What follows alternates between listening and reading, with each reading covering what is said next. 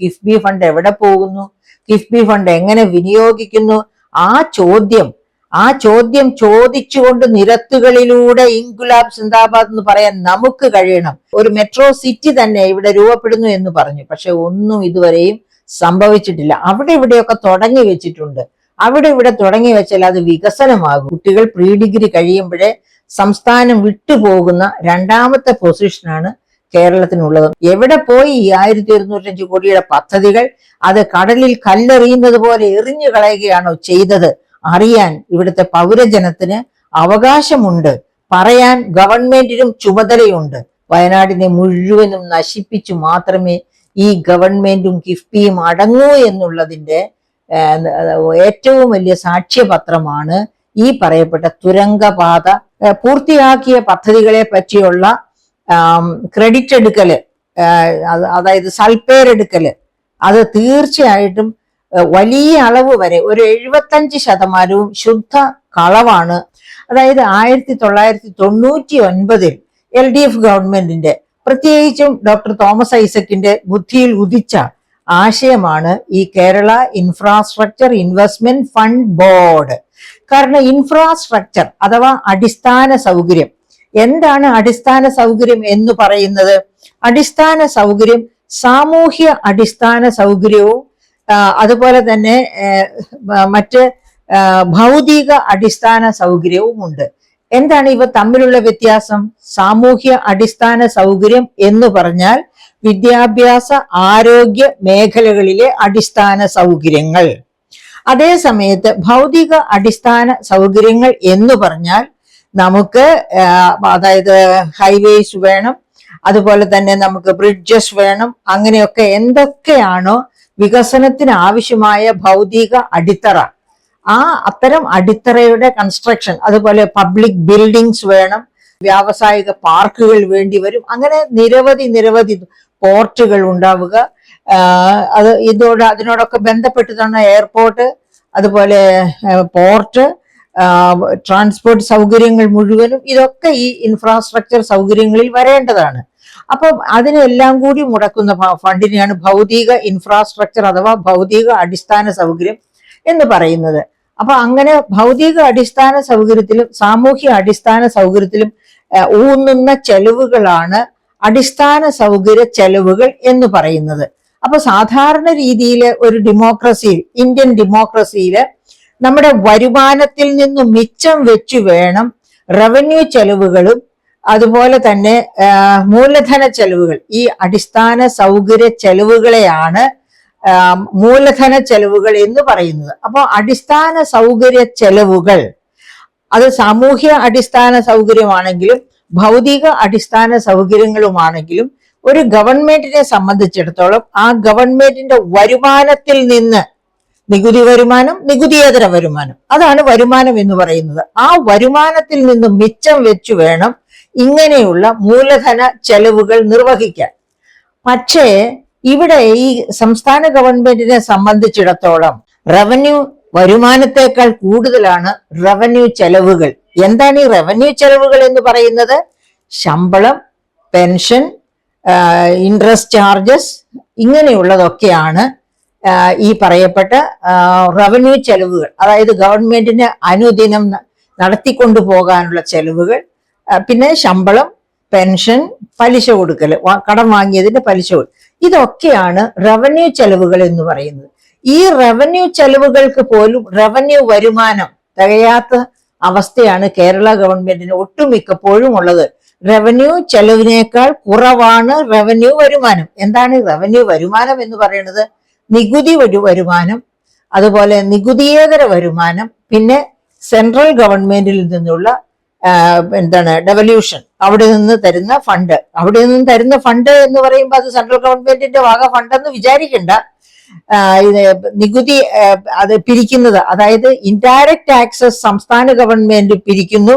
ഇപ്പോഴാണെങ്കിൽ indirect taxes GST വന്നതിന് ശേഷം പിരിക്കുമ്പോൾ തന്നെ 50% കേന്ദ്രത്തിനും 50% സംസ്ഥാനത്തിനുമായിട്ടാണ് കിട്ടുന്നത്. പിന്നെ ഡയറക്റ്റ് ടാക്സസ് മുഴുവനും പിരിച്ചെടുക്കുന്നത് കേന്ദ്ര ഗവൺമെന്റ് ആണ്. Income tax, corporate income tax, വേറെയും ഉണ്ട് പല, അതായത് കസ്റ്റംസ്, സെൻട്രൽ എക്സൈസ് ഇതൊക്കെ പിരിച്ചെടുക്കുന്നത് സെൻട്രൽ ഗവൺമെന്റ് ആണ്. ഈ വരുമാനമാണ് വലിയ ഒരു വരുമാന സ്രോതസ്സാണത്. അത് സെൻട്രൽ ഗവൺമെന്റ് പിരിച്ചെടുക്കുമ്പോൾ അത് എന്താ പറയാ, നോംസ് അധിഷ്ഠിതമാക്കിക്കൊണ്ട് അതിന്റെ ഒരു ഭാഗം സംസ്ഥാനങ്ങൾക്ക് ലഭിക്കുന്നു. അതാണ് ഞാൻ നേരത്തെ സൂചിപ്പിച്ച നികുതി വരുമാനം, നികുതിയേതര വരുമാനം, കേന്ദ്രത്തിൽ നിന്നുള്ള വിഹിതം. അതിനെയാണ് കേന്ദ്ര വിഹിതം, devolution of fund from the central government എന്ന് പറയുന്നത്. അപ്പൊ ഈ വരുമാനം, അതായത് റവന്യൂ വരുമാനം, നികുതി വരുമാനം, നികുതിയേതര വരുമാനം, ഡെവല്യൂഷൻ ഫ്രം ദ സെന്റർ അഥവാ കേന്ദ്രത്തിൽ നിന്നുള്ള വിഹിതം, ഇത് മൂന്നും കൂടി ചേരുന്ന വരുമാനം നമുക്ക് നികുതി, അതായത് എന്താണ് പറയുക, റവന്യൂ ചെലവിന് പോലും തികയാത്ത അവസ്ഥയാണ് കേരളത്തിൽ. പക്ഷേ ഈ വരുമാനം, ഈ റവന്യൂ വരുമാനം കാര്യക്ഷമമായി പിരിച്ചെടുക്കുന്ന സംസ്ഥാനമാണെങ്കിൽ, അതായത് നികുതി വരുമാനം കൃത്യമായി പിരിച്ചെടുക്കുക, നികുതി വെട്ടിപ്പിന് ഇരയാകാതെ ശ്രദ്ധാപൂർവം നികുതി വരുമാനം പിരിച്ചെടുക്കുക, അതുപോലെ നികുതിയേതര വരുമാനത്തിന്റെ സോഴ്സസ് ഒക്കെ കണ്ടെത്തി കൃത്യമായി പിരിച്ചെടുക്കുക, അതുപോലെ കേന്ദ്രത്തിൽ നിന്ന് കിട്ടേണ്ട ഫണ്ട് കൃത്യമായി ചോദിച്ചു വാങ്ങുക. അപ്പൊ ഇങ്ങനെയൊക്കെ ചെയ്യുന്ന സംസ്ഥാനങ്ങൾക്കാണെങ്കിൽ റവന്യൂ വരുമാനം, റവന്യൂ ചെലവുകളും കഴിഞ്ഞ് മൂലധന ചെലവിന് മിച്ചമുണ്ടാകും. പക്ഷെ കേരളത്തിൽ കഷ്ടകാലം എന്ന് പറയട്ടെ, ദശകങ്ങളായി, അതായത് ഒരു പക്ഷെ 2000-ന് ശേഷം 1980 മുതൽ തന്നെ ഏകദേശം ഇതാണ് അവസ്ഥ. അപ്പൊ 80കളിലും 90കളിലും 2000ങ്ങളിലും ഒക്കെ ഈ റവന്യൂ ചെലവ് കൂടുതലും റവന്യൂ വരുമാനം കുറവുമാണ്. അത് വരുമാനം പിരിച്ചെടുക്കുന്നതിലെ കാര്യക്ഷമതയില്ലായ്മ ഒരു ഭാഗത്തുണ്ട്, ഒരു ഭാഗത്ത് റവന്യൂ ചെലവ് അധികമാകുന്നു. അതിന് ഒരുപാട് കാരണങ്ങളുണ്ട്. അപ്പൊ അതൊന്നും അല്ലല്ലോ, നമ്മളിപ്പോ കിഫ്ബിയെ പറ്റിയല്ലേ പറയുന്നത്. അതുകൊണ്ട് ഞാൻ കിഫ്ബിയിലേക്ക് തന്നെ വരാം. അപ്പൊ ഇങ്ങനെ നോക്കുമ്പോൾ ഒരു കാരണവശാലും കേരളത്തിലെ വേണ്ടത്ര ഭൗതിക സാമൂഹ്യ അടിസ്ഥാന സൗകര്യ വികസനത്തിന് ഫണ്ട് കണ്ടെത്താൻ ഗവൺമെന്റുകൾക്ക് കഴിയാറില്ല. അതനുസരിച്ച് അടിസ്ഥാന സൗകര്യ വികസനം മോശപ്പെട്ട രീതിയിൽ നിലവാരത്തിന് ഉയരാതെ കിടക്കുന്നു മറ്റ് സംസ്ഥാനങ്ങളുമായിട്ട് താരതമ്യം ചെയ്യുമ്പോൾ. അത് തന്നെ നമ്മുടെ വ്യവസായ വികസനത്തിന്, കാർഷിക വികസനത്തിന് ഒക്കെ ബുദ്ധിമുട്ടും ഉണ്ടാക്കുന്നു. അത് മാത്രവുമല്ല, അടിസ്ഥാന സൗകര്യ വികസനം നന്നാവുകയാണെങ്കിൽ നമ്മുടെ അതായത് ടൂറിസം വികസനത്തിന് നല്ല സാധ്യതകൾ, അനന്ത സാധ്യതകളുള്ള ഒരു സംസ്ഥാനമാണ് കേരളം. അതുപോലും മുരടിച്ചു നിൽക്കുന്നത് ഈ പറയപ്പെട്ട അടിസ്ഥാന വികസന കുറവ് കൊണ്ടാണ്. അപ്പൊ ഇതെല്ലാം മനസ്സിൽ ഓർത്തിട്ട് തന്നെയാണ്, സംസ്ഥാനത്തിന്റെ ഗുണം വിചാരിച്ചിട്ട് തന്നെയാണ് ഡോക്ടർ തോമസ് ഐസക്കും ഒക്കെയും കൂടി ചേർന്ന് കരുപിടിപ്പിച്ച ഒരു ഒന്നാണ് ഈ Kerala infrastructure investment fund board. അതായത് ഇൻഫ്രാസ്ട്രക്ചറിന്റെ നിർമ്മാണ സൗകര്യങ്ങൾക്ക് വേണ്ടി മാത്രം കണ്ടെത്തിയ ഒരു സ്പെഷ്യൽ പർപ്പസ് വെഹിക്കിൾ എന്നാണ് അതിന് പറയുന്നത്. അപ്പൊ ഈ സ്പെഷ്യൽ പർപ്പസ് വെഹിക്കിൾ അങ്ങനെ 1999 നവംബർ 11-ന്, നവംബർ 11 ഇത് നിലവിൽ വരുന്നത്. അന്ന് അസംബ്ലിയിൽ അംഗീകരിച്ച് നിയമമാക്കി നടപ്പിലാക്കിയതാണ് ഇത്. പക്ഷേ ആ ഗവൺമെന്റ് 1999 2000 ആ ഗവൺമെന്റ് പോയി. 2001 AK ആന്റണി ഗവൺമെന്റ് നിലവിൽ വരുന്നു. പക്ഷെ ആ സമയത്തൊന്നൊക്കെ വലിയ ക്രൈസിസ് ഉണ്ടായിരുന്നു കേരളത്തിൽ. പക്ഷെ ഇത് ഒരു തരത്തിലും മുൻപോട്ട് കൊണ്ടുപോകാൻ സാധിക്കാത്ത തരത്തിലുള്ള ഒരു സ്പെഷ്യൽ പർപ്പസ് വെഹിക്കിൾ ആണ് എന്ന് മനസ്സിലാക്കിക്കൊണ്ട് തന്നെ UDF ഗവൺമെന്റ് അതിൽ കൈവച്ചില്ല, അതിനെ പ്രയോജനപ്പെടുത്താൻ ശ്രമിച്ചില്ല. വീണ്ടും UDF ഭരണം വന്നു. 2016 വീണ്ടും LDF ഭരണം വരുന്നു. അങ്ങനെ 2016-17 LDF ഭരണത്തിൽ വന്നപ്പോഴാണ് ഈ കിഫ്ബിയെ എടുത്തു പ്രയോഗിക്കണമെന്ന് അന്ന് ഡോക്ടർ തോമസ് ഐസക്കാണ് ധനമന്ത്രി. അപ്പൊ അദ്ദേഹം തീരുമാനിക്കുന്നു ഈ കിഫ്ബിയെ വേണ്ട വിധം ഉപയോഗിച്ച് സാമൂഹ്യ അടിസ്ഥാന സൗകര്യവും ഭൗതിക അടിസ്ഥാന സൗകര്യവും മെച്ചപ്പെടുത്തണം കേരളത്തിൽ എന്ന്. അപ്പൊ അങ്ങനെ മെച്ചപ്പെടുത്തണമെന്ന് വിചാരിച്ചപ്പോഴും അദ്ദേഹത്തിന്റെ മനസ്സിൽ ചില ഭയങ്ങളൊക്കെ ഉണ്ടായിരുന്നു. കാരണം കേരളത്തിലെ ഏത് ഫണ്ട് വിന്യാസത്തിലും ചതിക്കുഴികൾ ഒളിച്ചിരിപ്പുണ്ട്. അപ്പൊ അങ്ങനെയൊക്കെ വരുമ്പോഴത്തേന് ഇത് CAG auditing, controller and auditor general auditing ഇതിന് തടസ്സം സൃഷ്ടിച്ചേക്കാം എന്ന ഭയം കൊണ്ട് അന്ന് വീണ്ടും അസംബ്ലിയിൽ ഇതിനൊരു അമെന്റ്മെന്റ് കിഫ്ബി ആക്ടിനെ അമെന്റ് ചെയ്തു. അമെന്റ് ചെയ്തിട്ട് എന്ത് തരത്തിലാണ് അമെന്റ്മെന്റ് നടത്തിയത്? അതായത് സാർവത്രിക ഓഡിറ്റിംഗ്, കിഫ്ബി അക്കൗണ്ടിന്റെ സാർവത്രിക ഓഡിറ്റിംഗ് CAG നടത്തേണ്ട ആവശ്യമില്ല. ഇതൊരു സ്പെഷ്യൽ പർപ്പസ് വെഹിക്കിൾ ആയതുകൊണ്ട് അതിന്റെ ഇൻട്രൊഡക്ഷൻ മാത്രം, അതിന്റെ ഫണ്ടിന്റെ വരവും ഒക്കെ ബന്ധപ്പെട്ട വളരെ പ്രധാനപ്പെട്ട ആദ്യഘട്ടം മാത്രം ഓഡിറ്റ് ചെയ്താൽ മതി. ഫണ്ടിന്റെ യൂട്ടിലൈസേഷൻ, തിരിച്ചടവ്, ഇങ്ങനെയുള്ള കാര്യങ്ങളൊന്നും CAG ഓഡിറ്റ് ചെയ്യേണ്ട എന്നൊരു അമെന്റ്മെന്റ് പാസ്സാക്കി.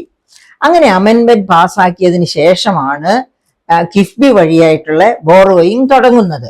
അപ്പൊ അങ്ങനെ ബോറോയിങ് തുടങ്ങി കഴിഞ്ഞിട്ട് തന്നെ നമുക്കറിയാം, ഇവര് ആദ്യം തന്നെ ലണ്ടൻ സ്റ്റോക്ക് എക്സ്ചേഞ്ചിൽ, അതായത് കേരളത്തിന്റെ ക്രെഡിറ്റ് റേറ്റിംഗ് അന്താരാഷ്ട്ര വിപണിയിൽ ഉയർത്തുക എന്ന ഉദ്ദേശത്തോടു കൂടിയാണ് ലണ്ടൻ സ്റ്റോക്ക് എക്സ്ചേഞ്ചിൽ ചെന്ന് എടുക്കുന്നത്. അപ്പോഴാണ് ഒരു CDPQ എന്ന് പറയുന്ന പെൻഷൻ ഫണ്ട്, CDPQ എന്ന ഒരു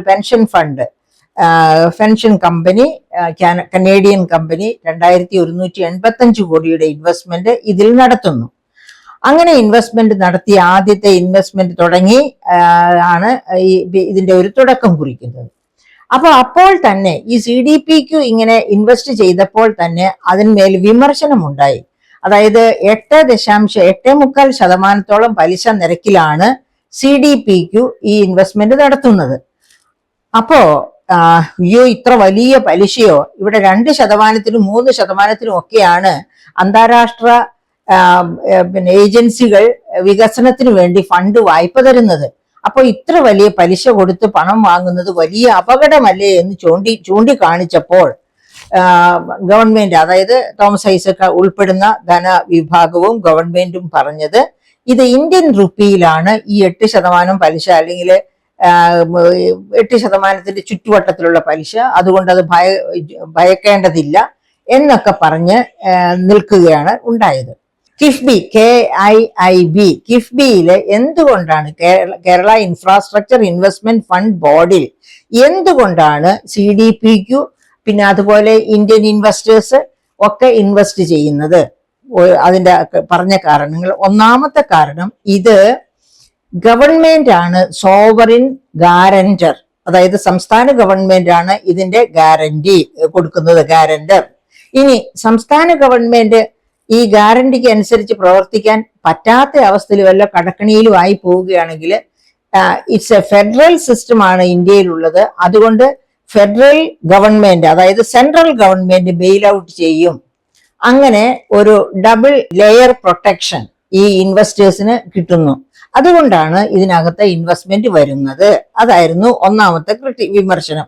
രണ്ടാമത്തെ വിമർശനം എന്ന് പറയുന്നത്, ഇതുവഴി കിഫ്ബി വഴി വായ്പ എടുക്കാൻ തീരുമാനിക്കുമ്പോൾ തന്നെ ഡോക്ടർ ഐസക് ഇന്ധനത്തിൽ, അതായത് പെട്രോളിയം ഉൽപ്പന്നങ്ങളിൽ 2% നികുതി സെസ് ഏർപ്പെടുത്തി. ആ സെസ് നേരെ പോകുന്നത് കിഫ്ബിയുടെ അക്കൗണ്ടിലേക്കാണ്. അതുപോലെ തന്നെ ഡോക്ടർ ഐസക് മോട്ടോർ വെഹിക്കിൾ ടാക്സിന്റെ 50%, അതായത് ആദ്യ 2 വർഷങ്ങളിൽ 50% ഇല്ല, 3-ാം വർഷം മുതൽ 50% കിഫ്ബിയുടെ അക്കൗണ്ടിലേക്ക് പോകും മോട്ടോർ വെഹിക്കിൾ ടാക്സിന്റെ. അങ്ങനെയും ഒരു നിയമം ഉണ്ടാക്കി. അപ്പോൾ ഈ 50% പോകും എന്ന് പറയുമ്പോഴും, അതുപോലെ ഇന്ധനത്തിന് 2% സെസ് എന്ന് പറയുമ്പോഴും നമ്മൾ ഒരു കാര്യം ഓർക്കണം. ഇന്ത്യയിൽ ശരാശരി ഒരു കിലോമീറ്ററിന്റെ വെഹിക്കിൾ ഡെൻസിറ്റി എന്ന് പറയുന്നത് 18-20 ഒക്കെ വെഹിക്കിൾസ് ആണ്. അതേ സമയത്ത് കേരളത്തിൽ ഒരു കിലോമീറ്ററിലെ വെഹിക്കിൾ ഡെൻസിറ്റി എന്ന് പറയുന്നത് 466 ആണ്.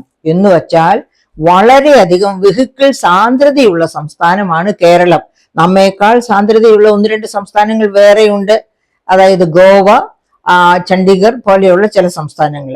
അപ്പൊ ഇത്ര വലിയ വെഹിക്കിൾ ഡെൻസിറ്റി ഉള്ള സംസ്ഥാനമായതുകൊണ്ട് ഈ ഇന്ധനത്തിൽ ചുമത്തുന്ന സെസ് വലിയ ഒരു വരുമാനം കൊണ്ടുവരും. അതുപോലെ തന്നെ മോട്ടോർ വെഹിക്കിൾ ടാക്സിന്റെ 50% എന്ന് പറയുന്നത് വലിയ ഒരു വരുമാനമാണ്. ഈ 2 വരുമാനങ്ങളും എങ്ങോട്ടാണ് പോകുന്നത്?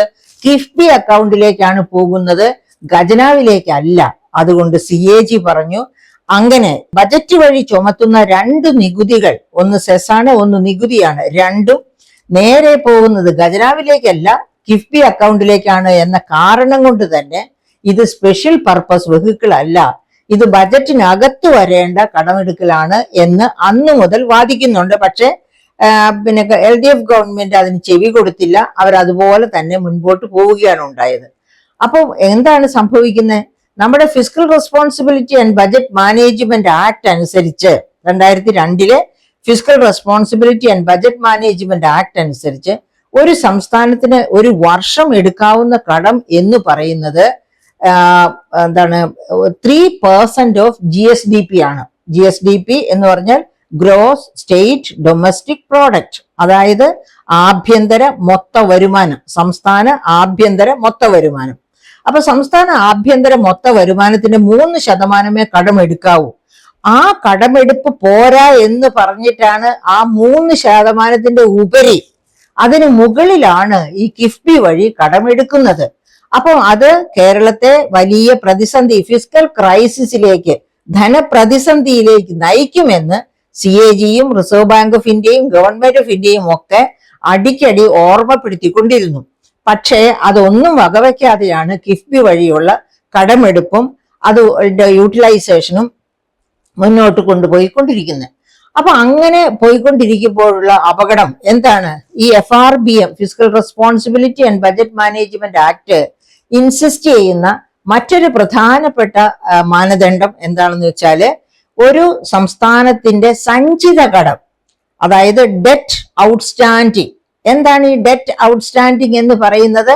സംസ്ഥാനം ഫോം ചെയ്യപ്പെട്ട 1956 മുതൽ ഈ വർഷം വരെ എടുത്ത കടം, അതിനെയാണ് സഞ്ചിത കടം എന്ന് പറയുന്നത്. ഈ സഞ്ചിത കടം എവിടം വരെ ആകാം? 29%, GSDPയുടെ 29% നിജപ്പെടുത്തണം. അതിന് മുകളിലേക്ക് പോകാൻ പാടില്ല, അതിന്റെ താഴെ എവിടെ നിന്നാലും പ്രശ്നമില്ല. അങ്ങനെയാണ്. അപ്പം UDF ഭരിച്ചിരുന്ന 2011, 12 മുതൽ 15, 16 വരെയുള്ള വർഷങ്ങളിലെല്ലാം ഇത് 29%മോ അതിന് താഴെയോ ആയിരുന്നു. 2016, 17 29% പക്ഷെ 17, 18 മുതൽ അത് 30%, 31% എന്ന തരത്തില് ഉയരാൻ തുടങ്ങി. അപ്പം ഈ ഓർക്കണം, ഈ സ്പെഷ്യൽ പർപ്പസ് വെഹിക്കിൾ വെച്ച് കടം വാങ്ങാൻ തുടങ്ങിയതിന് ശേഷം, അതായത് അങ്ങനെ ഒരു കടമുണ്ട് നമുക്ക് അധിക ബാധ്യതയായിട്ട്, എന്നിട്ടും സഞ്ചിത കടം ആ പറഞ്ഞ FRBM ആക്ട് ആവശ്യപ്പെടുന്ന 29% മുകളിലേക്ക് കുതിക്കുകയാണ്. അത് 28% വരെ ആയ അവസരങ്ങളുണ്ട്, 40% അടുക്കാറായ അവസരങ്ങളുണ്ട്. അപ്പോഴാണ് അവസാനം 2023, 24 കേന്ദ്ര ഗവൺമെന്റ് കർശനമാക്കുന്നു, കിഫ്ബി വഴി എടുക്കുന്ന കടം സംസ്ഥാനത്തിന് എടുക്കാവുന്ന 3% കടത്തിനകത്ത് നിജപ്പെടുത്തണം എന്ന്. അങ്ങനെ നിജപ്പെടുത്തണം എന്ന് പറഞ്ഞതിന് ശേഷം കൊണ്ടുവന്ന ചില നിയന്ത്രണങ്ങൾ, ആ നിയന്ത്രണങ്ങളുടെ കണക്ക് നമുക്കിവിടെ ഒന്ന് സൂചിപ്പിക്കാം. അതായത് ബജറ്ററി ബോറോയിങ് എന്തായിരുന്നു? 2023 കണക്കാണ് ഇത്, ഇപ്പോഴത്തെ അല്ല. Budgetary borrowing 3.85 lakh crore. അതായത് 2023, 24 ബജറ്റിൽ ബജറ്ററി ബോറോയിങ്, അതായത് ബജറ്റിനകത്തുള്ള ബോറോയിങ് 3.85 ലക്ഷം കോടി. അതേ സമയത്ത് കിഫ്ബി വഴി ആ വർഷം 2023 എടുത്ത ബോറോയിങ് 5109 കോടി.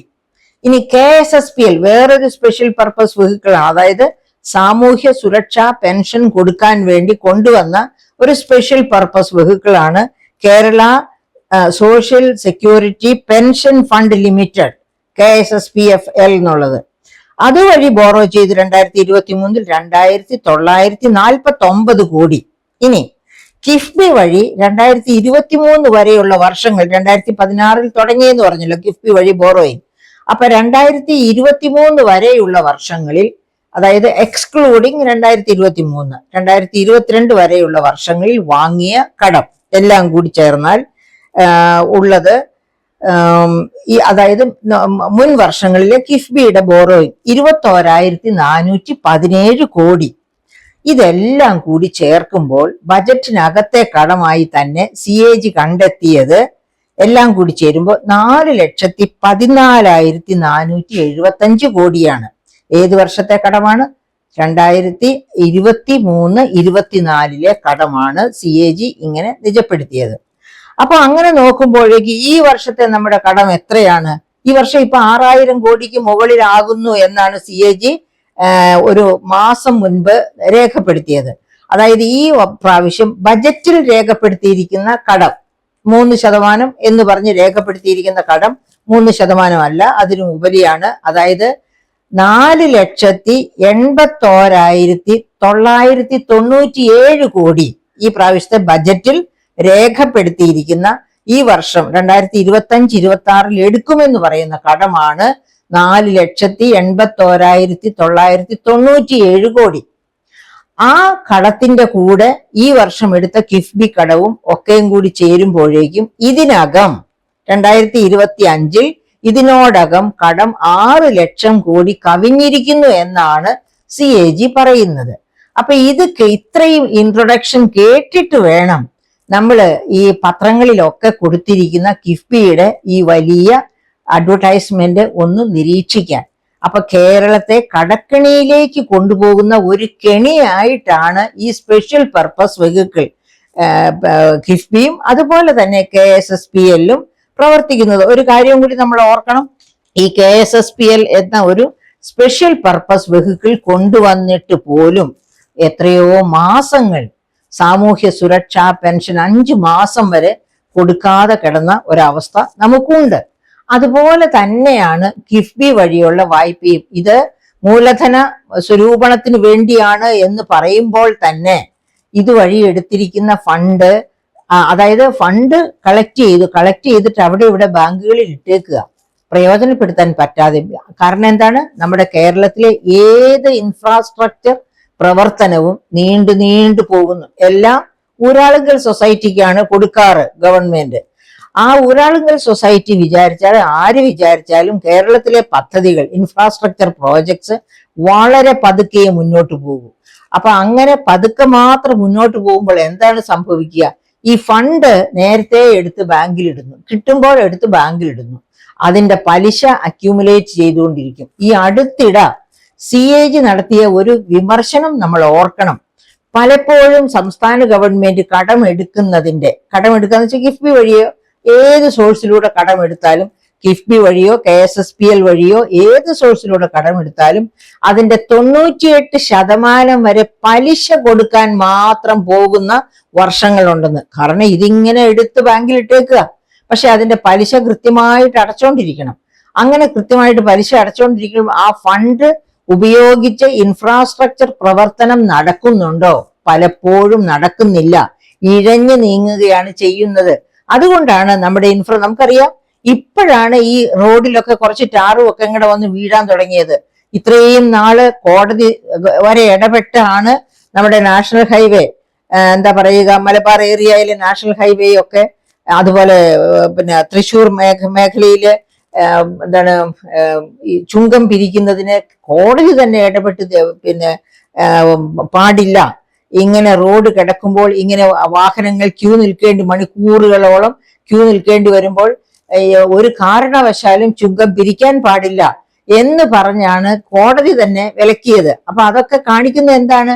ഈ കിഫ്ബിയുടെ ഫണ്ടൊക്കെ ഉപയോഗിച്ച് നടത്തുന്ന ഓരോ പ്രവർത്തനത്തിലും ഉണ്ടാകുന്ന, അതായത് നാഷണൽ ഹൈവേ കിഫ്ബിയുടെ ഫണ്ടല്ല ഉപയോഗിക്കുന്നത്, അവർ വേറെ ഫണ്ടാണ് ഉപയോഗിക്കുന്നത്. പക്ഷേ ഇതിന്റെയൊക്കെ കാരണം ഈ അപ്രോച്ച് റോഡുകളൊന്നും നന്നാകാതിരിക്കുക, അതായത് ഹൈവേകൾ, നമ്മുടെ നാഷണൽ ഹൈവേ അല്ല സംസ്ഥാന ഹൈവേകൾ തന്നെ അപൂർണമായിരിക്കുക, അങ്ങനെയൊക്കെയുള്ള സാഹചര്യത്തിലാണ് ഇത്രയധികം വലിയ എന്താ പറയുക തടസ്സങ്ങൾ യാത്രയ്ക്ക് ഉണ്ടാകുന്നത്. എന്നിട്ട് അപ്പൊ അങ്ങനെ കോടതി വരെ ഇടപെടേണ്ട ഒരു ആവശ്യം വന്നു.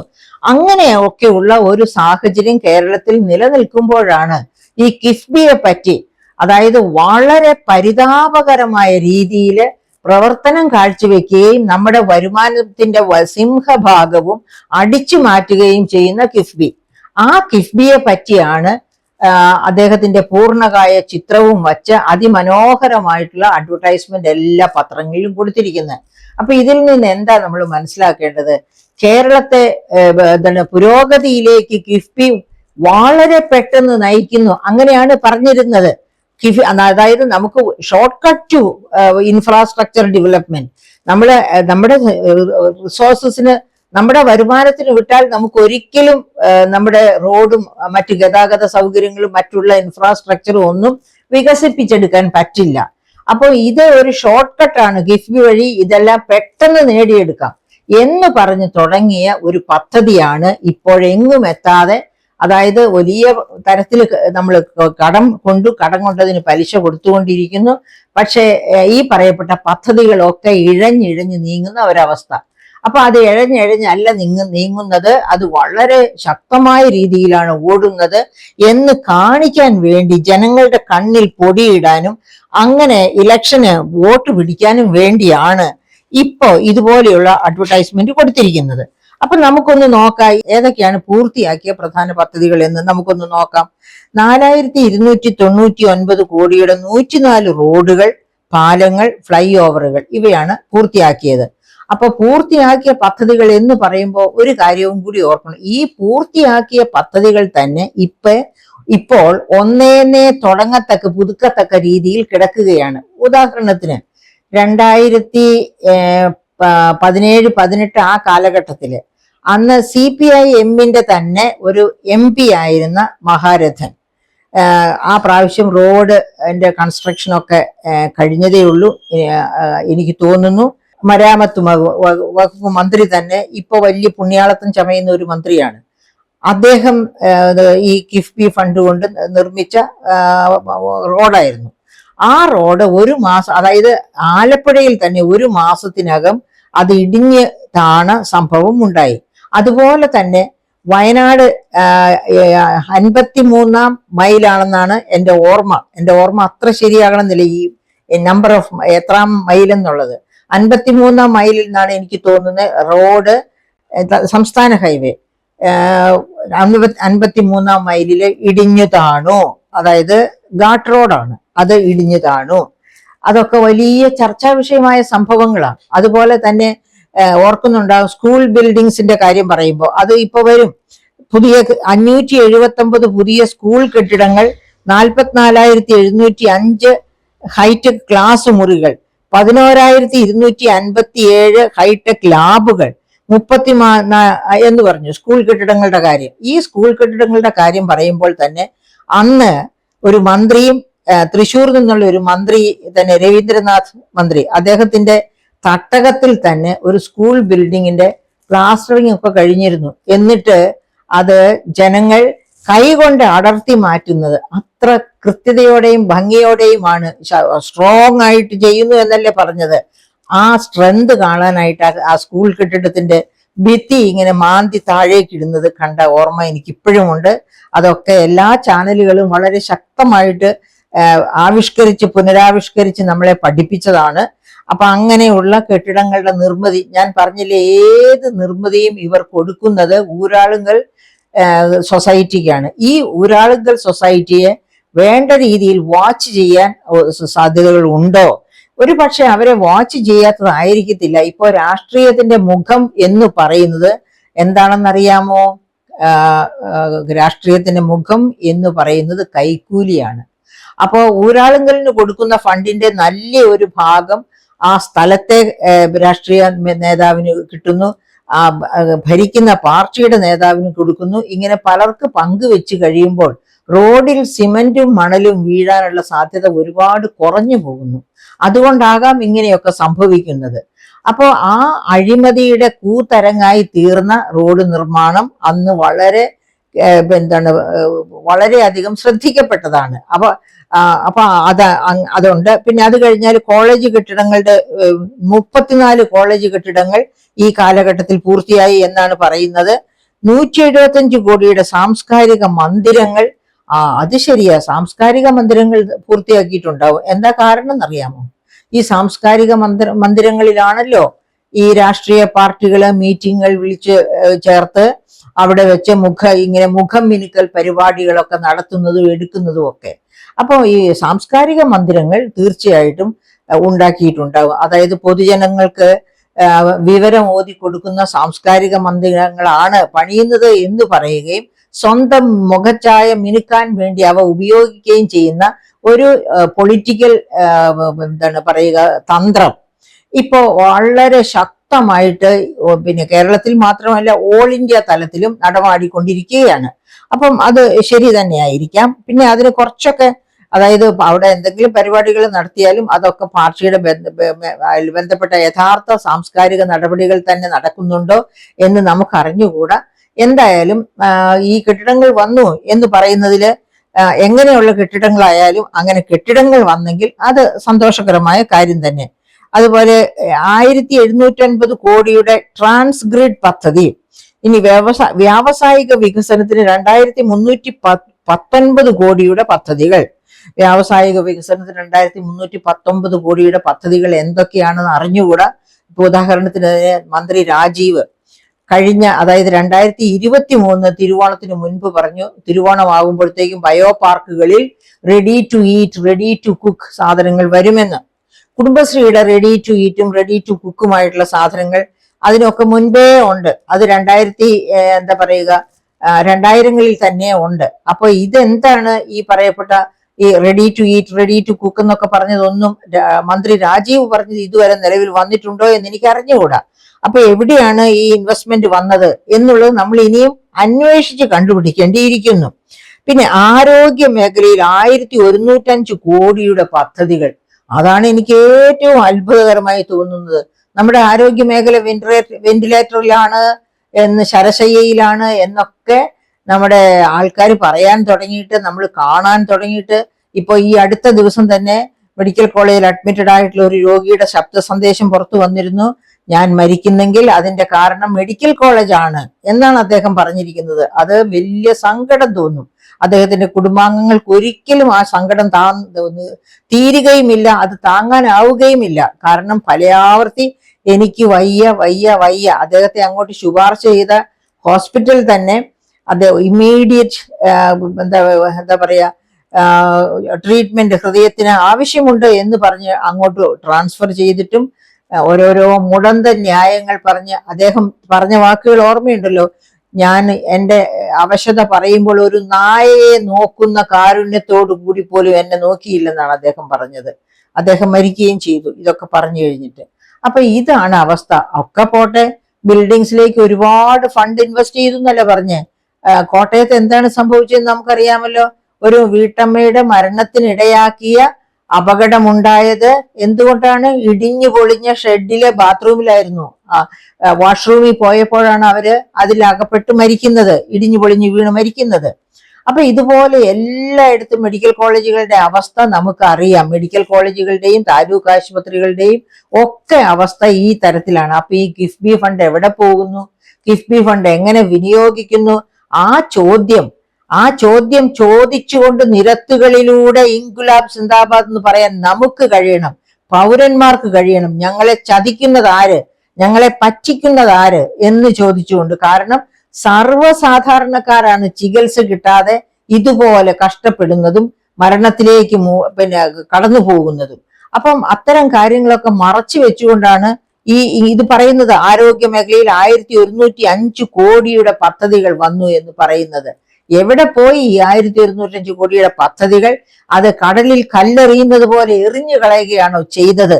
അറിയാൻ ഇവിടുത്തെ പൗരജനത്തിന് അവകാശമുണ്ട്, പറയാൻ ഗവൺമെന്റിനും ചുമതലയുണ്ട്, ഉത്തരവാദിത്തമുണ്ട്. അപ്പൊ ഇനി എന്താണ് പറഞ്ഞിരിക്കുന്നത്? 1644 കോടിയുടെ ജലവിതരണ പദ്ധതികൾ. ജലജീവൻ മിഷൻ 9000 കോടിക്കടുത്ത് രൂപ ഇപ്പൊ ഉണ്ടെങ്കിലേ ജൽജീവൻ മിഷൻ മുൻപോട്ട് പോകൂ. അതിന്റെ കൺസ്ട്രക്ഷൻ എല്ലാം നിൽക്കുകയാണ്. സാധാരണക്കാർക്ക്, അതായത് സംസ്ഥാനം ഒട്ടുക്ക് ശുദ്ധജല വിതരണത്തിന് വേണ്ടി കേന്ദ്ര ഗവൺമെന്റും സംസ്ഥാന ഗവൺമെന്റും കൂടി നടപ്പിലാക്കുന്ന പദ്ധതിയാണ്. 9000 കോടിക്കടുത്ത് ഫണ്ട് കിട്ടിയാൽ മാത്രമേ അതിന് മുൻപോട്ട് പോകാനൊക്കൂ. എങ്ങും എത്താതെ ജൽജീവൻ മിഷൻ കിടക്കുകയാണ്. എന്നിട്ട് പറയുക ശുദ്ധജല പദ്ധതികൾക്ക് വേണ്ടി 1644 കോടിയുടെ ചെലവഴിക്കൽ നടത്തിയെന്ന്. ഒരു പക്ഷെ ചെലവഴിച്ചിട്ടുണ്ടാകും, പക്ഷേ എവിടെ പോയി അതിന്റെ സ്പീഡ്? ഫണ്ട് വാങ്ങി ബാങ്കിലിട്ട് പലിശ കൊടുത്താൽ പോരാ, ആ ഫണ്ട് വിനിയോഗിച്ച് ഈ ശുദ്ധജല വിതരണത്തിന്റെ പണി മുഴുവൻ എത്രയും പെട്ടെന്ന് തീർക്കണം. അതായത് ഇത് ശുദ്ധജല വിതരണമാണ്. ഓർക്കുക, കേരളത്തിൽ എല്ലാവിധ രോഗങ്ങളും മാലിന്യങ്ങളിൽ വഴിയായിട്ടൊക്കെ ഉണ്ടാകുന്ന സമസ്ത തരം രോഗങ്ങളും പിടികൂടുകയാണ് ഇവിടുത്തെ സാധാരണക്കാരായ ജനങ്ങളെ. പണക്കാരായ ജനങ്ങളെയാണെങ്കിൽ അവർക്ക് സൂപ്പർ സ്പെഷ്യാലിറ്റി ആശുപത്രിയിൽ പോയി ചെലവെടുക്കാം, സാധാരണക്കാർക്ക് അതുപോലും പറ്റില്ല. അപ്പോഴാണ് ഈ കിഫ്ബി വഴിയായി ഇത്രയേറെ ഫണ്ട് ചെലവഴിച്ചു എന്ന് പറയുന്നത്. പിന്നെ അതുപോലെ ചെല്ലാനത്ത് കടൽ ഭിത്തി കെട്ടി എന്ന് പറയുമ്പോഴും ചെല്ലാനത്ത് കടൽ ഭിത്തി എല്ലാം അടിച്ചു തകർന്ന് തിര കയറുന്നത് ഈ അടുത്ത പ്രാവശ്യം അതായത് ഇക്കഴിഞ്ഞ തവണ തിര കയറ്റം ഉണ്ടായ സമയത്തും കടൽക്ഷോഭം ഉണ്ടായ സമയത്തും നമ്മൾ കണ്ടതാണ്. അപ്പം ഈ പറഞ്ഞതുപോലെ ഈ പൂർത്തിയാക്കിയ പദ്ധതികളെ പറ്റിയുള്ള ക്രെഡിറ്റ് എടുക്കല്, അതായത് സൽപ്പേരെടുക്കല്, അത് തീർച്ചയായിട്ടും വലിയ അളവ് വരെ ഒരു 75% ശുദ്ധ കളവാണ്, അസംബന്ധമാണ് എന്ന് നമുക്ക് ആർക്കും കേരളത്തിന്റെ ഒരു എന്താ പറയുക ഒരു സാധാരണ ജീവിതം ശ്രദ്ധിക്കുന്ന ആർക്കും മനസ്സിലാകും ഈ പറഞ്ഞിരിക്കുന്ന പദ്ധതികളൊക്കെ കടലാസ് പുലികളാണ്. ഇതൊന്നും തന്നെ ജനത്തിന് വേണ്ട രീതിയിൽ പൂർത്തീകരിക്കപ്പെട്ടിട്ടില്ല. ഹൈവേ ആണെങ്കിൽ എവിടെയെങ്കിലും കുറച്ച് വെട്ടി ഉണ്ടാക്കി മാത്രം പോരാ, കണ്ടിന്യൂവേഷൻ വേണം. ഒരു ഹൈവേ പൂർത്തിയായാൽ മാത്രമേ അതിന്റെ പ്രയോജനം ജനങ്ങൾക്ക് കിട്ടുകയുള്ളൂ. അതുപോലെയാണ് ഓരോന്നും. അങ്ങനെയല്ല നടക്കുന്നത് എന്നതിന് 100 തെളിവുകളാണ് നമ്മുടെ മുമ്പിലുള്ളത്. ഇനി പൂർത്തിയാകാത്ത പദ്ധതികൾ, അതായത് ഇപ്പോഴും ഗർഭസ്ഥ ശിശുവിനെ പോലെ കിടക്കുന്ന പദ്ധതികൾ, അത് ഏതൊക്കെയാണെന്ന് നമുക്ക് നോക്കാം. അതായത് ഒന്ന്, വിഴിഞ്ഞ തുറമുഖത്തിന് അനുബന്ധ വികസനത്തിന് വേണ്ട പാത, വിഴിഞ്ഞത്തിന് വേണ്ട അപ്രോച്ച് റോഡ്. വിഴിഞ്ഞ പദ്ധതി 2015 ഉമ്മൻചാണ്ടി ആ പദ്ധതിക്ക് ആരംഭം കുറിക്കുന്ന ആ സമയം മുതൽ ഉണ്ട് അതിന്റെ അപ്രോച്ച് റോഡിന് വേണ്ടിയുള്ള പ്രവർത്തനം. ആ അപ്രോച്ച് റോഡ് കേരളത്തിൽ ഉണ്ടാകാത്തത് മൂലം കണ്ടെയ്നേഴ്സ് മുഴുവൻ തൂത്തുക്കുടി പോലെയുള്ള ഭാഗങ്ങളിലേക്ക് പോയിക്കൊണ്ടിരിക്കുകയാണ്. തൂത്തുക്കുടിയുള്ള പോലെയുള്ള തമിഴ്നാടിന്റെ ഭാഗങ്ങളില് അതിനുവേണ്ടിയുള്ള ഇൻഫ്രാസ്ട്രക്ചർ, അതായത് കണ്ടെയ്നേഴ്സ് ചെല്ലാനും അതിന് വേണ്ട മറ്റ് സൗകര്യങ്ങൾ ഒരുക്കാനും ഒക്കെ അതിജാഗ്രതയിലാണ്. അപ്പോൾ ഒരു പക്ഷേ തിരുവനന്തപുരത്തിന് കിട്ടേണ്ടിയിരുന്ന ആ വികസനം, അതായത് അപ്രോച്ച് റോഡ് വഴി ഈ കണ്ടെയ്നേഴ്സിനെ മറ്റ് സംസ്ഥാനങ്ങളിലേക്ക് മറ്റു തുറമുഖങ്ങളിലേക്കൊക്കെ കൊണ്ടുപോകാൻ ചെയ്യുമായിരുന്ന ആ വികസനം, അതിന്റെ പ്രയോജനങ്ങൾ തമിഴ്നാടിന് കിട്ടിയേക്കാം, കേരളത്തിന് കിട്ടാതെ വന്നേക്കാം. ഇതുവരെ അപ്രോച്ച് റോഡിന്റെ പ്രവർത്തനം ഒന്നും തുടങ്ങിയിട്ടില്ല. കേന്ദ്രവും സംസ്ഥാനവും കൂടി അങ്ങോട്ടും ഇങ്ങോട്ടും വാദിച്ചു കൊണ്ടിരിക്കുന്നതല്ലാതെ രണ്ടു കൂട്ടരും ഫണ്ട് ചെലവഴിച്ച്, അതുപോലെ അദാനി കമ്പനിയും PPP മോഡാണല്ലോ, അപ്പൊ ഈ പറയപ്പെട്ട 3 കൂട്ടരും കൂടി വാദിച്ച് തർക്കിച്ചിരിക്കുന്നതല്ലാതെ പ്രവർത്തനം ഒന്നും നടന്നിട്ടില്ല. അതുകൊണ്ട് എന്താണ് സംഭവിക്കുന്നത്? തിരുവനന്തപുരം ചുറ്റുവട്ടം, തിരുവനന്തപുരം, കൊല്ലം തുടങ്ങിയ ഭാഗങ്ങളിൽ വരേണ്ടിയിരുന്ന വികസനം, ആ വികസനം ഒട്ടും തന്നെ തൊട്ടു തേച്ചിട്ടില്ല, വികസിച്ചിട്ടില്ല. അതുകൊണ്ട് ഈ വിഴിഞ്ഞം പദ്ധതി വന്നതിന്റെ ഡിസഡ്വാൻറ്റേജസ്, അതായത് അതിന്റെ മുഴുവൻ ബുദ്ധിമുട്ടുകളും വിഴിഞ്ഞം നിവാസികളാണ് അനുഭവിക്കുന്നത്. അതായത് അവിടെ നിന്ന് കുടിയിറക്കപ്പെട്ട, ഫിഷിങ്ങിന് പോകാൻ നിവൃത്തിയില്ലാതെ പട്ടിണിയിലായ, ഒരു ജീവിതത്തിൽ ഒരിക്കൽ മാത്രം നിർമ്മിക്കുന്ന വീടുകൾ നിർമ്മിച്ച് നഷ്ടപ്പെട്ടു പോയ, ആ വീടെല്ലാം ഒലിച്ചുപോയി എന്നുള്ളതിന്റെ തെളിവ് മുതലപ്പൊഴി മുതൽ അടിമലത്തുറ വരെ ആ വിഴിഞ്ഞം തീരത്തുകൂടി നടന്ന് അവിടം കണ്ട ഒരു വ്യക്തിയാണ് ഞാൻ. എൻ്റെ കൂടെ വേറെയും 2-3 ഗവേഷകർ ഉണ്ടായിരുന്നു. ഞങ്ങൾ ഒന്നിച്ചു നടന്നതാണ്, ആ സങ്കടം മുഴുവൻ കണ്ടതാണ്. അങ്ങനെ വീടുകൾ നഷ്ടപ്പെട്ടവരുടെ ആർത്തലച്ചുള്ള ചങ്കത്തടിയും കരച്ചിലും ഞങ്ങൾ കേട്ടതാണ്. അപ്പൊ അങ്ങനെ നഷ്ടപ്പെട്ടവർക്ക് ഒന്നും ഇതുവരെ തിരിച്ചു കൊടുത്തിട്ടില്ല. അവർക്ക് രക്ഷപ്പെടാമായിരുന്നു അപ്രോച്ച് റോഡും അതുപോലെയുള്ള സൗകര്യങ്ങളും എത്രയും നേരത്തെ പൂർത്തിയാക്കിയിരുന്നെങ്കിൽ. അപ്പൊ ഇവിടെ എല്ലാം തിരുവനന്തപുരം ഭാഗം മുഴുവനും അങ്ങോട്ടും ഇങ്ങോട്ടും അകത്തും പുറത്തും ഒക്കെ ആയിട്ട് നിറയെ റോഡുകൾ വരുന്നു. അതായത് ഒരു മെട്രോ സിറ്റി തന്നെ ഇവിടെ രൂപപ്പെടുന്നു എന്ന് പറഞ്ഞു. പക്ഷെ ഒന്നും ഇതുവരെയും സംഭവിച്ചിട്ടില്ല. അവിടെ ഇവിടെയൊക്കെ തുടങ്ങി വെച്ചിട്ടുണ്ട്. അവിടെ ഇവിടെ തുടങ്ങി വെച്ചാൽ അത് വികസനമാകുമോ? ഇൻഫ്രാസ്ട്രക്ചർ, ഭൗതിക സൗകര്യം വികസിക്കുക എന്ന് പറഞ്ഞാൽ അത് കംപ്ലീറ്റ് ആകണം. എങ്കിൽ മാത്രമേ അതിന്റെ അഡ്വാൻറ്റേജസ് ദേശവാസികൾക്കോ സംസ്ഥാനവാസികൾക്കോ രാജ്യത്തിനോ ലഭ്യമാവുകയുള്ളൂ. അപ്പൊ അത് അതുപോലെ കിടക്കുകയാണ്. അപ്പൊ അതുപോലെ തന്നെയാണ് ഉന്നത വിദ്യാഭ്യാസ മേഖലയിൽ 227 കോടിയുടെ പദ്ധതികൾ കൊണ്ടുവന്നു എന്ന് പറയുന്നു. എവിടെയെങ്കിലും എന്തെങ്കിലുമൊക്കെ ഇട്ടിട്ടുണ്ടാകും, ഇല്ലെന്ന് നമ്മൾ തീർത്ത് പറയുന്നില്ല. പക്ഷേ ഏറ്റവും കൂടുതൽ കുട്ടികൾ പോകുന്ന രണ്ടാമത്തെ സംസ്ഥാനമാണ്, അതായത് കുട്ടികൾ പ്രീ ഡിഗ്രി കഴിയുമ്പോഴേ സംസ്ഥാനം വിട്ടുപോകുന്ന രണ്ടാമത്തെ പൊസിഷനാണ് കേരളത്തിനുള്ളത്. നമ്മുടേതിനേക്കാൾ കൂടുതൽ കുട്ടികൾ ഗുജറാത്തിൽ നിന്ന് വെളിയിലേക്ക് പോകുന്നുണ്ട്. അപ്പൊ അത് കഴിഞ്ഞാല് രണ്ടാം സ്ഥാനത്തും മൂന്നാം സ്ഥാനത്തും ഒക്കെ കേരളം, മഹാരാഷ്ട്ര, തമിഴ്നാട് പോലെയുള്ള സംസ്ഥാനങ്ങളാണ് നിൽക്കുന്നത്. അപ്പൊ എന്തുകൊണ്ട് കുട്ടികൾ എന്തുകൊണ്ട് പോകുന്നു എന്നുള്ളത് ബിൽഡിംഗ് മോശമായതുകൊണ്ട് മാത്രമല്ല. ആ ബിൽഡിങ്ങിലൊന്നും അവരാഗ്രഹിക്കുന്ന തരത്തിലുള്ള ഹൈടെക് എഡ്യൂക്കേഷൻ, അതായത് ആഗോള തലത്തിൽ മത്സര സജ്ജമായ വിദ്യാഭ്യാസം കെട്ടിപ്പടുക്കാൻ സംസ്ഥാനം ഇതിന് കഴിഞ്ഞിട്ടില്ല. അതുകൊണ്ടാണ് കുട്ടികൾ അങ്ങനെ വെളിയിലേക്ക്. പിന്നെ ഇവിടെ തൊഴിൽ സൗകര്യങ്ങളില്ല. ഇവിടെ ഇരുന്ന് എന്തെങ്കിലും പഠിച്ചാൽ തന്നെ തൊഴിൽ കിട്ടുകയില്ല എന്ന ഭയവും അവരെ അങ്ങനെ പുറത്തേക്ക് പോകാനായിട്ട് പ്രേരിപ്പിക്കുകയാണ്. ഇനി അതുപോലെ മട്ടന്നൂരിൽ ഒരു ആയുർവേദ ചികിത്സാ കേന്ദ്രം അത് വിഭാവന ചെയ്തിട്ടുണ്ട്, വരുമെന്ന് പ്രതീക്ഷിക്കാം. മട്ടന്നൂർ ആയതുകൊണ്ട് ഇനി മാർക്സിസ്റ്റ് പാർട്ടിയുടെ തന്നെ ചില തലപ്പത്തിരിക്കുന്നവർക്കൊക്കെ അവിടെയൊക്കെ സ്വന്തം റിസോർട്ടുകളും സൗകര്യങ്ങളും ഒക്കെ ഉണ്ട്. അവർക്ക് പ്രയോജനം കിട്ടത്തക്ക രീതിയിലാണോ ഇതിന്റെ കൺസ്ട്രക്ഷൻ നടക്കുന്നത് എന്ന് പോലും നമുക്ക് അറിഞ്ഞുകൂടാ. എന്തായാലും അങ്ങനെ ഒന്ന് വരുമെന്ന് പറയുന്നു. Let's wait. അതുപോലെയാണ് എന്നെ സംബന്ധിച്ച് ഏറ്റവും വലിയ തിരിച്ചടി നൽകുന്ന ഒന്നാണ് 2135 കോടിയുടെ വയനാട് ഇരട്ട തുരങ്കം. അതായത് ആനക്കാംപൊയിൽ തൊട്ട് മേപ്പാടി വരെ പോകുന്ന ഇരട്ട തുരങ്കം. ഈ കേരളത്തെ പറ്റി എന്താണ് പറയാ, നമ്മുടെ കമ്മിറ്റി, അതായത് ഗാഡ്ഗിൽ കമ്മിറ്റി റിപ്പോർട്ടിൽ പറഞ്ഞിരിക്കുന്ന 127 ഗ്രാമങ്ങളാണ് അതിലോല എന്താ പറയുക പരിസ്ഥിതി ലോല സ്ഥലങ്ങളായിട്ട് ചൂണ്ടിക്കാണിച്ചത്.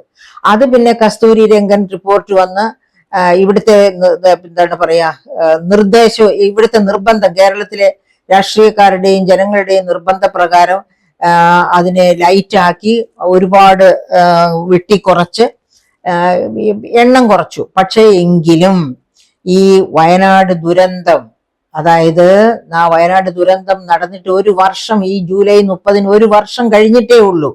എന്നിട്ടാണ് മേപ്പാടി എന്ന് പറഞ്ഞാൽ ആ മേപ്പാടി തന്നെയാണ്, മേപ്പാടി സെന്റേർഡ് ആണ് അന്ന് ദുരന്തം നടന്ന ചൂരൽമല മുണ്ടക്കൈ ദുരന്തം നടന്നതിന്റെ സെന്റർ ആയിട്ടുള്ള, അതായത് അതിന്റെ ഒരു എപ്പിസോഡ്, അതിന്റെ ഒരു എപ്പി സെന്റർ എന്ന് പറഞ്ഞാൽ അത് നമുക്ക് ഈ പറയപ്പെട്ട മേപ്പാടിയാണെന്ന് പറയണം. അങ്ങനെയുള്ള സ്ഥലത്തേക്കാണ് തുരങ്കപാത നിർമ്മാണം. അതായത് പരിസ്ഥിതിയുടെ വാദികൾ പറയുന്നതൊന്നും ഗവനിക്കാതെ, അതായത് British East India company Keralam ഭരിച്ചിരുന്ന കാലത്ത് തന്നെ അവിടുത്തെ മരങ്ങളെല്ലാം, വയനാട്ടിലെ ചുരത്തിലെ മരങ്ങളെല്ലാം വെട്ടിമാറ്റി, വെസ്റ്റേൺ ഘാട്ടിന്റെ ഒരു എൻഡാണല്ലോ വയനാട്, അവിടെയുള്ള മരങ്ങളെല്ലാം വെട്ടിമാറ്റി അതിലോലമാക്കി, പരിസ്ഥിതി ലോലമാക്കിയ മേഖലയിലാണ് അവരെന്നിട്ട് അവരുടെ ലാഭത്തിന് വേണ്ടിയിട്ട് തേയിലയും കാപ്പിയും കുരുമുളകും ഒക്കെ വെച്ച് പിടിപ്പിച്ചു. അത് തേയിലയും കാപ്പിയും ഒന്നും വേറിറക്കമുള്ള മരങ്ങളല്ല, അതുകൊണ്ട് തന്നെ പരിസ്ഥിതി ലോലമാണ്. ഇനിയിപ്പൊ അവിടേക്ക്, ആ പരിസ്ഥിതി ലോലമായ സ്ഥലത്തേക്കാണ് തുരങ്കപാത. വയനാടിനെ മുഴുവനും നശിപ്പിച്ചു മാത്രമേ ഈ ഗവൺമെന്റും കിഫ്ബിയും അടങ്ങൂ എന്നുള്ളതിന്റെ ഏറ്റവും വലിയ സാക്ഷ്യപത്രമാണ് ഈ പറയപ്പെട്ട തുരങ്കപാത നിർമ്മിക്കുന്നത്. അതായത് ടൂറിസ്റ്റുകളെ ആകർഷിക്കാനാണ് അത്രേ തുരങ്കപാത ഏതൊക്കെയോ കോർപ്പറേറ്റുകൾക്ക് ലാഭം ഉണ്ടാക്കാൻ വേണ്ടി ആണ് ഈ തുരങ്കപാതയുടെ നിർമ്മാണവുമായിട്ട് ഗവൺമെന്റ് അതിനുവേണ്ടി എത്രയും മാറ്റിവെച്ചിരിക്കുന്നത്? 2135 കോടി. ആ 2135 കോടി എടുത്ത് ചൂരൽമല മുണ്ടക്കൈ ഭാഗങ്ങളിലെ വീടുകൾ പുനഃസൃഷ്ടിച്ച് അവരെയൊക്കെ പുനരധിവസിപ്പിക്കുകയാണ് ഗവൺമെന്റ് ചെയ്യേണ്ടത്. അല്ലാതെ ഈ തുരങ്കപാത, അതായത് വയനാടിന് തുരങ്കം വെക്കുന്ന തുരങ്കപാത, അതാണ് ഇപ്പോൾ നിർമ്മിക്കാനായിട്ട് 2135 കോടി മാറ്റി വെച്ചിരിക്കുന്നത്. ഇത്ര കാലം കൊണ്ട്, ഇപ്പൊ ഇത് പ്രവർത്തനം തുടങ്ങിയിട്ട് 9.5 വർഷമായി. ഈ 9.5 വർഷം കൊണ്ട് നേടിയത് നമുക്ക് നഷ്ടപ്പെട്ടതിനേക്കാൾ വളരെ കുറവ് മാത്രമാണ്. ഇതിനുവേണ്ടി പലിശയും മുതലും ഒക്കെ കൊടുക്കാനായിട്ട് നമ്മുടെ പ്രധാനപ്പെട്ട 2 വരുമാന സ്രോതസ്സുകളാണ് വെട്ടിമാറ്റിയത്. പക്ഷേ നമുക്ക് ഇതുവരെ കിട്ടിയതോ ആ നഷ്ടപ്പെട്ട വരുമാനത്തിന്റെ വളരെ കുറച്ച് പ്രയോജനം മാത്രമാണ് നമുക്ക് ഇതുവരെ കിട്ടിയിരിക്കുന്നത്.